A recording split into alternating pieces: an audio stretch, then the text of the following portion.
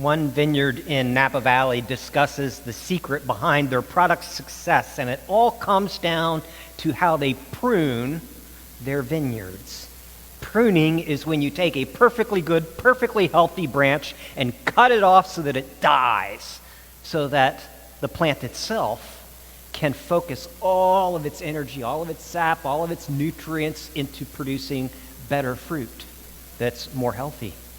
Why do we prune? Because if the vine is not pruned, it reverts very quickly to its wild nature. We have a picture of what that looks like. Think scraggly bunches of long, sinewy trunks and vines and uneven grapes. And they say every year we need to assess the growth of the vines and decide whether to prune them back even harder or let them grow a bit bigger or return them to the same size and shape they were before. We've got another photo here.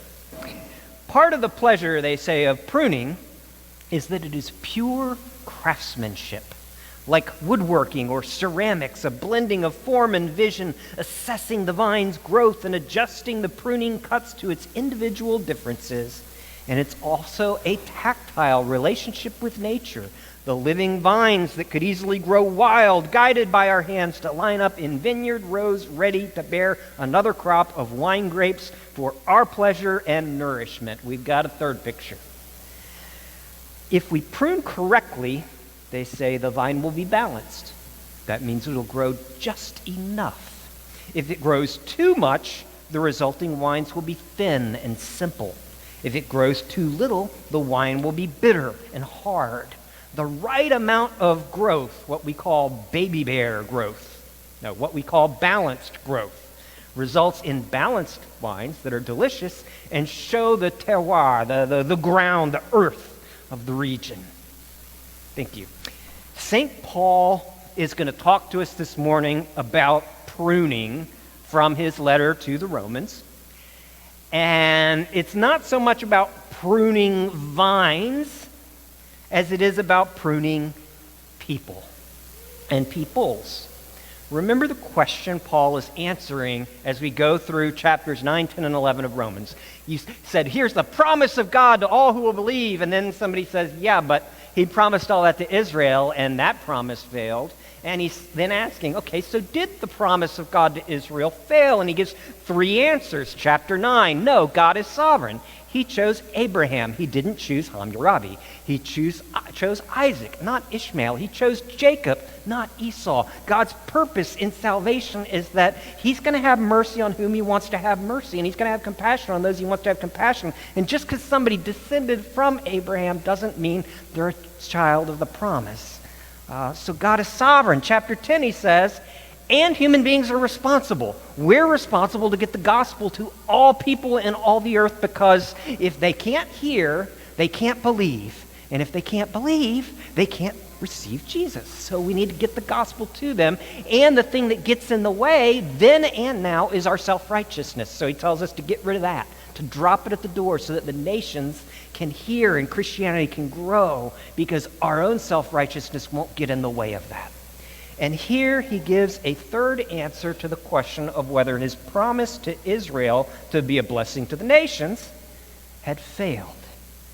Now I want to note, because we are talking about Christians and Jews, Israel, this is Paul's own people, that there is a long history of anti-Semitism among those who claim to follow Jesus.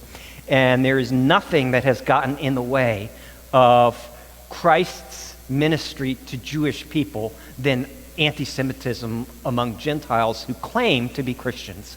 It has done massive damage for well over 1,600 years. And I want to acknowledge that here before even saying another word. And yet also point out that what we're looking at here in the first century is from a different era before all of that, where Paul, as a Jewish scholar, a highly trained Jewish scholar, trained under Gamaliel, who was the guy, here this highly trained Jewish scholar, Paul of Tarsus, Saul, if you will, is talking about God's promise to his fellow Jews. And this was actually at a time in which the persecution was going the other way. in which Paul was actively persecuted by his fellow Jews, who were the dominant group in Palestine and the dominant minority group outside. And this is the Paul who said he would gladly go to hell in place of any of his Jewish brothers if that was possible. He says, I wish I could be cut off. And so what he says here is coming from a place of great love for Jewish people, of whom he was a part. And his answer number 3, is that God is not finished yet. Romans 11, beginning in verse 7, the word of the Lord. Again I ask, did they, his people, stumble so as to fall beyond recovery? Not at all. Rather, because of their transgression, salvation has come to the Gentiles to make Israel envious. But if their transgression means riches to the world and their loss means riches for the Gentiles, how much greater riches will their fullness bring? I'm talking to you Gentiles. Inasmuch as I am the apostle to the Gentiles, I make much of my ministry in the hope that I may somehow arouse my own people to envy and save some of them. For if their rejection is the reconciliation of the world, what will their acceptance be but life from the dead? If the part of the dough offered as first fruits is holy, that's Israel, then the whole batch is holy. If the root is holy, so are the branches. If some of the branches have been broken off, and you, though a wild olive shoot, have been grafted in among the others and now share in the nourishing sap of the olive root, do not boast over those branches. If you do, consider this. You do not support the root, but the root supports you. You will say then, branches were broken off so that I could be grafted in. Granted, but they were broken off because of unbelief, and you stand by faith. Do not be arrogant, but be afraid. For if God did not spare the natural branches, he will not spare you either. Consider, therefore, the kindness and sternness of God. Sternness to those who fell, but kindness to you, provided that you continue in his kindness. Otherwise, you also will be cut off. And if they do not persist in unbelief, they will be grafted in. For God is able to graft them in again. After all, if you were cut out of an olive tree that is wild by nature, and contrary to nature were grafted into a cultivated olive tree, how much more readily will these, the natural branches, be grafted into their own olive tree? I don't want you to be ignorant of this mystery, brothers, so that you may not be conceited. Israel has experienced a hardening in part, until the full number of the Gentiles comes in. And so all Israel will be saved, as it is written, the deliverer will come from Zion, and he will turn godlessness away from Jacob, and this is my covenant with them when I take away their sins. As far as the gospel is concerned, they are enemies on your account, but as far as election is concerned, they are loved on account of the patriarchs, for God's gifts and his call are irrevocable. Just as you who were at one time disobedient to God have now received mercy as a result of their disobedience, so they too have now become disobedient in order that they too may now receive mercy as a result of God's mercy to you. For God has bound all men over to disobedience so that he may have mercy on them. I'm going to repeat that. That's really good. God has bound all men over to disobedience, so that he may have mercy on them all. Oh, the depths of the riches of the wisdom and knowledge of God, how unsearchable his judgments and his paths beyond tracing out. Who has known the mind of the Lord, or who has been his counselor? Who has ever given to God that God should repay him? For from him and through him and to him are all things. To him be the glory forever. Amen. Paul speaks to us here about pruning his people Israel and grafting Gentiles into that Jewish trunk. And he talks about a promise of one day grafting those broken branches back into the trunk so that they can join in to this mystery of the purpose of God in calling Jew and Gentile to Jesus. So why does God prune us? He prunes Israel. He prunes us. Because he does say, this isn't just talking about them, it's talking about you. Don't think you're any different. He says, I am talking to you Gentiles. This is personal. Why does God prune us? Why does he cut off perfectly good appendages? One reason is because grace only flows downhill. For the Jews, this was God's opportunity to get them to the point where they had humility, where they weren't proud of the promises that they had, and proud of their religious performance, and proud of their temple and all that they had. They were no longer proud of their righteousness. So he pruned them. He cut those branches off because grace flows downhill. And for them, God wanted to get them to the point where they could meet him, which is usually on the bottom. God opposes the proud. The Bible says he gives grace to the humble. You want to meet Jesus, he's in the basement. He's not in the penthouse. You will never meet the grace of God until you are pruned. You have to go down to the floor. You have to humble yourself before God, because that's when he lifts you up. Jesus says it's those who are spiritually bankrupt, poor in spirit, who are blessed. You can't be middle class in spirit and be saved. It's not possible. You've got to get down to a place where God is working, which is always down. Paul is saying that God is working to bring his fellow Jews to a place where the Gentiles started, that is, when they knew that they were a massive ball of sin and iniquity needing grace. Remember, Jesus said to the religious leaders of his day, the tax collectors and the prostitutes are entering the kingdom ahead of you. Grace only flows downhill. You've got to get down to the place in the basement of humility where you're ready to meet with Jesus. And for us too, God does this in smaller ways. How many of us have arrogant posts on social media? How many of us are functioning out of a place of self-righteousness where it's hard to admit our own failings? It's hard to ask people's forgiveness. It's easy to admit the failings of others, and you end up with this whiny attitude toward God because you think he owes you something because of something that you did for him.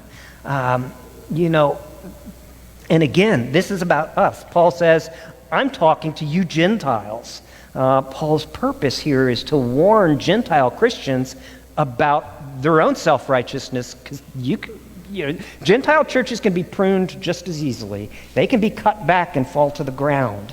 And pruning hurts. When God prunes us, I've got a slide here. When I prune my ficus tree, I've got 4 ficus trees, 1 ficus benjamina, 2 ficus audrey, and 1 ficus lyrica, that's the fiddle leaf fig, that has been on its deathbed for 10 months and is still there. But my ficus benjamina is the drama queen. I mean, temperature goes up 2 degrees and it just, all its leaves go to the floor. It's just the drama queen. And it will also grow very rapidly, and what happens is if I don't prune it, it will end up with 57,000 branches, each with 1 leaf on it. That's just the way it works. Too much plumbing, not enough, sinks. And so that's not the best image. But when I prune that thing, honestly, it sees me coming. It sees me go to the kitchen and get the shears. And as I reach out to start pruning a branch off, it's pulling back toward the window. It's like it's like a Looney Tunes kind of thing. It's just crazy. And every time I cut it, it starts screaming, "You're killing me!" But if I don't chop it up, it won't thrive. It has to be pruned in order to thrive. We've got another picture. This is of a pufferfish that we met in Nicaragua about 12 years ago. We were walking on the Pacific coast of Nicaragua, near Redonda Bay, along, I can't remember if it was Playa Amarillo or Playa Colorado. But there were these big cliffs, big rocks that we climbed up, and this is like surfers' paradise. So, waves coming up, crashing onto the cliffs above. and we were way up, maybe 50 feet up in the air on top of this rock, and we looked down, and there was a little hole. It's like Swiss cheese stone. There's this little hole below us with a couple cups of water in it, and a pufferfish staring up at us, blinking, inside this little pool of water in a hole in a cliff 40 feet above the ocean. And so, of course, my friend Rob decides that we've got to rescue the pufferfish. And so, you look around in Central America on a beach, and eventually you're going to find a foam cup because they do not biodegrade. And he found a foam cup and went to the ocean and got some water in it, reached down, he grabbed this pufferfish and stuck it in this foam cup. And that pufferfish, it was backing away, it was trying to escape, it only had this much space, he didn't have a chance. But it's backing away, and it's in this foam cup, and it's thinking, you are killing me! And then he takes it and he dumps the cup in the ocean, and the pufferfish has the wide expanse of the ocean all the way to Australia. And that's why God prunes us. You go to work on a Friday, 4 o'clock, the boss calls you in to his office. He says, your position is being eliminated. You go home. You've got a couple options. You can despair because it is a tragedy because you were made to work. You can be worried because you don't know how you're going to make more money. Or you can say, hey, honey, God put me in a foam cup today. Because on the other side of that foam cup is the wide expanse of the ocean. God prunes us so that we can thrive. He takes away things from us so that we can get things that we didn't even imagine we could have. You're never going to reach the ocean until you give up the puddle and embrace the foam cup. Because God's grace only flows downhill. And if you want to see Him working in your life, you have to understand God's office is at the end of your rope. And you've got to come to an end of yourself. That's why He prunes us, to get us to a place where we're ready to meet Him and to thrive. Remember, the most dangerous tumor is always the one that doesn't hurt. The pain is the clue that things aren't okay. It's why physicians don't treat the pain first, because they got to figure out what's causing the pain, because the pain's not going to kill you. What's causing it will. And the pain is a gift in a fallen world to tell you that something is not right and is not the way it's supposed to be. Pruning is God's way of getting us where we can meet Him. And so you go through a painful breakup, or you fall into a pattern of sin and you think you're getting away with it, and then suddenly you get caught. Or you get sick, or you lose everything, or you realize your spouse has expectations of you you're never going to be able to meet, or you've got a deadline at work that you're never going to be able to meet and your job's on the line, or you have a child that has a lot of problems and you're never going to be able to fix them, or you've got a situation at school that you just think is impossible and you don't want to go to school and you don't want to get on the bus and you just want to avoid it. And those are all places where God is ready to meet with us, because Jesus said healthy people don't need a doctor, only the sick. And so He shows us we're sick, and He gets us to the end of our rope, because that's where Jesus' office is found. The most dangerous tumor is the one that doesn't hurt. I remember when I was a child growing up, I remember the Mount St. Helens explosion. And I remember an interview with a man who lived on the side of Mount St. Helens, 2/3 of the way up in a cabin. And he had lived there his entire life. I think his dad had lived there, maybe his grandpa. And in March of 1980, there was a huge earthquake on the mountain, and the government said you have to evacuate, but he refused. The following month, in April of 1980, one side of the mountain began to bulge outward, and they said, you have to leave. It's mandatory. You can't stay here. He refused. He said, I am on this mountain. I have been on this mountain my entire life. This mountain has been here for thousands of years. It's not going anywhere. There's nothing wrong. May 18th, 1980, that mountain blew up, and he was incinerated immediately. The most dangerous tumor is the one that doesn't hurt. He was offered grace of rescue, grace of evacuation, grace to get to safety. He didn't want it because he didn't think he needed it, and he wasn't willing to lose what he had. He was not willing to be pruned. Grace only flows downhill, and until you're at the bottom, you're not ready for it. Pruning is God's gracious way to Israel and to us to get us to where His grace is found. That's why God prunes. His grace only flows downhill. And yet there's another reason He prunes us. And because once we're down, he can graft us back in. I remember a friend of mine who he grew up in the church, not this church, but a church, Presbyterian Church. He ended up becoming an atheist. And I remember him telling me once he was in the shower and realized there was a lump where you don't want a lump, and he realized he might have cancer. And that's a particularly nasty, gruesome cancer for a young man because it can be terminal very easily. And he told me that he felt like such a hypocrite because at that moment, when he realized it, he started praying to God, asking forgiveness and asking for his life. And he felt like a hypocrite of an atheist. But what I saw was somebody who, in his weakest point, where he was his most finite, when he was his most human, contemplating his mortality, that's when he knew he needed God. At his point where he was the most human. God is often closest to us when we're at our weakest.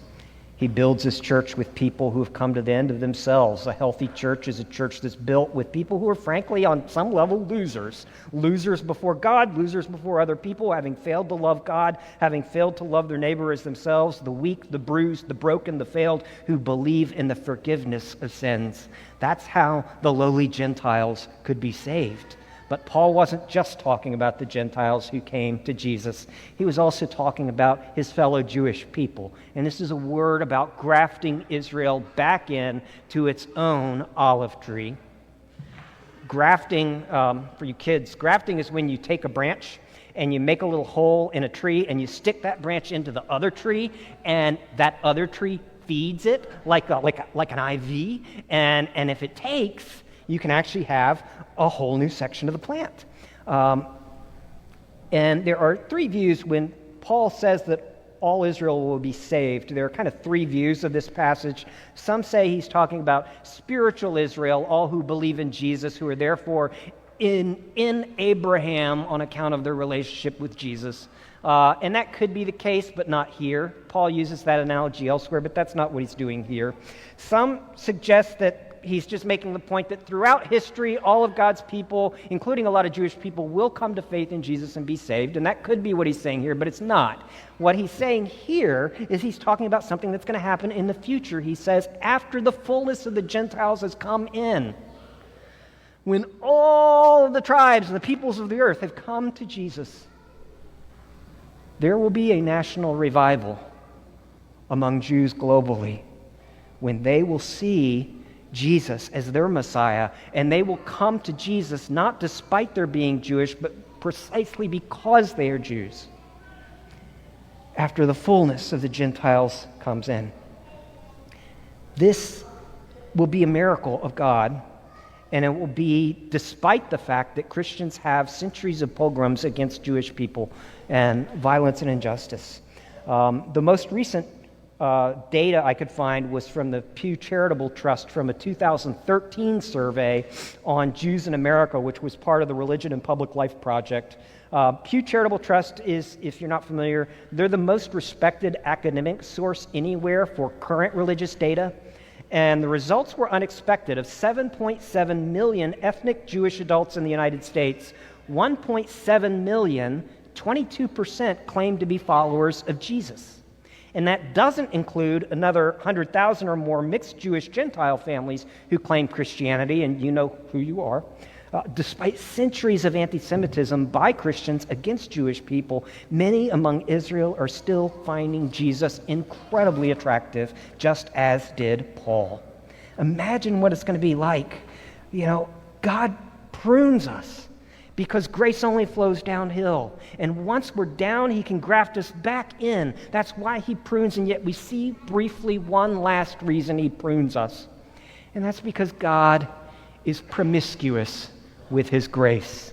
What I mean by that is that he is indiscriminate with his grace. He gives it away too freely for our standards. He gives himself too freely for our taste. He will give his love and compassion and grace to anybody who is willing to receive it. It's Jesus talked about a great banquet where the king threw this banquet and invited all the priests and the officials and the religious leaders, and they wouldn't come. They all had a million excuses. And so he sends his emissaries out into the the highways and the byways to get anybody they could find, the unhoused, the poor, the blind, the lame, the dumb, to bring them in to celebrate his kingdom, because that's what God is like. He invites all the riffraff in. He only forgives people who are disobedient. He only resurrects people who were dead. He only gardens with branches that have previously been cut off.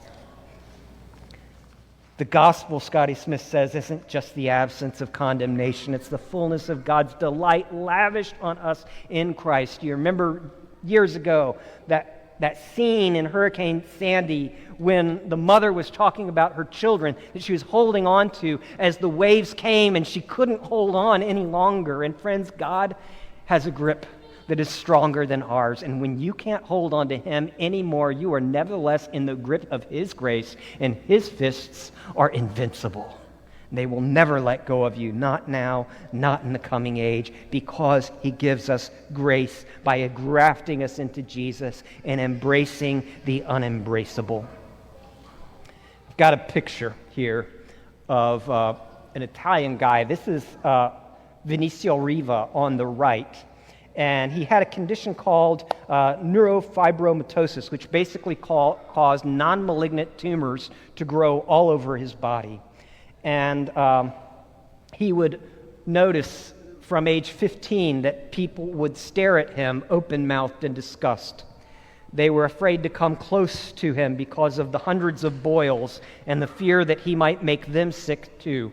Diagnosed at age 15, the tumors would swell, they would itch. His undershirt would often be soaked with blood oozing out of his sores. It was not contagious, it's a genetic condition, but he remembers a time boarding a public bus in Vicenza, and he had a hard time standing for long periods because he would get boils on the bottoms of his feet, and so he sought relief by trying to grab a seat that was empty. But the man next to him coldly ordered Riva away. "Don't sit next to me!" Lots of people were on the bus. Everybody on the bus heard it, and no one said a word in comfort or compassion. In November of 2013, his Aunt Caterina Lato wanted to go to the Vatican to see the new Pope during his weekly audience, and Vinicio himself waited behind her in the crowd in his wheelchair. Most other people would kept a distance from him, so there was almost like a cordon around him. And upon approaching the crowd, Pope Francis did something that nobody had ever done before. We've got a picture of that. This new Pope walked up to him and embraced him and touched him. He had never been touched by somebody who wasn't a family member. And he embraced him tightly. And he didn't say a word. He held him there. We've got another slide. He held him there and prayed for him, and he loved him. Friends, you and I are Vinicio Riva. We have our sin. We have our shame. We have the things about ourselves that we don't want anybody to know about. We feel like if they did, they would reject us. They would recoil in disgust. Our boils might not be on the outside, but they're certainly on the inside. And Jesus walks up to us, embraces us, intercedes for us, and loves us. It's the mystery of pruning, a God whose people spurned him and were cut off. He himself will bring them back, graft them back in, Jew and Gentile all together in Christ, all united to Israel, all alive in Jesus. A partial hardening, Paul says, for a time, followed by a revival such as the world has never seen, in which all Israel will be saved. What can we say but what Paul says here? Oh, the depths of the riches of the wisdom and knowledge of God, how unsearchable his judgments and his past beyond tracing out. For from him and through him and to him are all things. To him be the glory forever and ever. Amen.